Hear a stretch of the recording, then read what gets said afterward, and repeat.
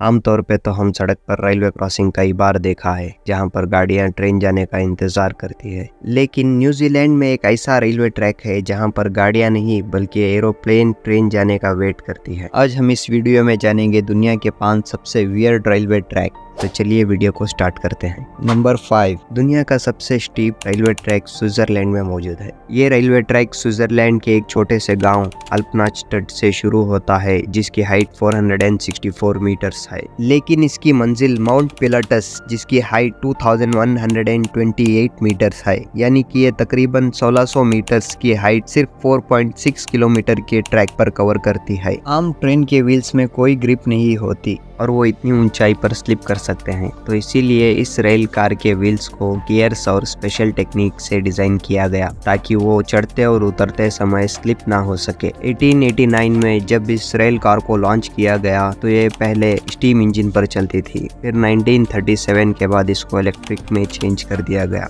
Number 4, Switzerland में एक ऐसी जगह है जहाँ पर ट्रेन को फ्लैट सरफेस से माउंटेन पर चढ़ाई करना पड़ता है, क्योंकि आमतौर पर ट्रेन के इंजन इतना पावरफुल नहीं होते कि वो इतनी ऊंचाई पार कर सके, तो इसीलिए इस वायाडक्ट को बनाया गया जिसे ब्रूजियो स्पाइरल वायाडक्ट कहा जाता है। 1903 में लॉन्च हुआ ये स्पाइरल ब्रिज का मकसद ये था कि रेलवे ट्रैक की हाइट को आहिस्ता आहिस्ता बढ़ाया जाए और इस स्पाइरल ब्रिज 20 मीटर की हाइट को सिर्फ कुछ ही डिस्टेंस में कवर कर सकता है, और ऐसा स्पाइरल ब्रिज पूरी दुनिया में कहीं नहीं है। नंबर 3, स्विट्जरलैंड अपने खूबसूरत पहाड़ों और ग्रीनरी के लिए फेमस है, और इन माउंटेन्स के ऊपर रेलवे ट्रैक बनाना बहुत बड़ा चैलेंज था। 5270 फीट ऊंचाई पर बसा एक छोटा सा शहर जर्मत से लेकर सेंट मॉर्टिस तक ये खूबसूरत ट्रेन पूरे 291 किलोमीटर कवर करती है, और यहाँ पर एक समय पर सिर्फ एक ही ट्रेन चल सकती है, और इसे ग्लेशियर एक्सप्रेस कहा जाता है। खूबसूरत माउंटेन्स और स्नोफॉल की वजह से ये ट्रेन अपना सफर कंप्लीट करने में 8 घंटे लेती है,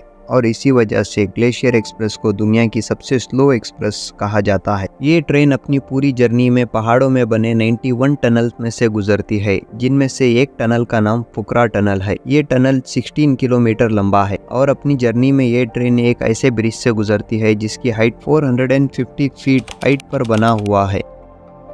नंबर 2, आमतौर पे ट्रेन रेलवे ट्रैक के ऊपर चलती है, लेकिन जापान में ट्रेन ट्रैक के ऊपर नहीं बल्कि रेलवे ट्रैक के नीचे चलती है। 1970 में लॉन्च हुआ ये ट्रेन 2 एरियाज को आपस में जोड़ने का काम करता है, जिसको सोनन मोनोरेल नेटवर्क कहा जाता है, और ये ट्रेन ट्रैक की लंबाई टोटल 6.5 किलोमीटर है, और ये टोटल 7 स्टॉप पर रुकने के बावजूद भी पैसेंजर्स को स्टार्टिंग पॉइंट से एंडिंग पॉइंट तक सिर्फ 14 मिनट्स में पहुंचा देती है।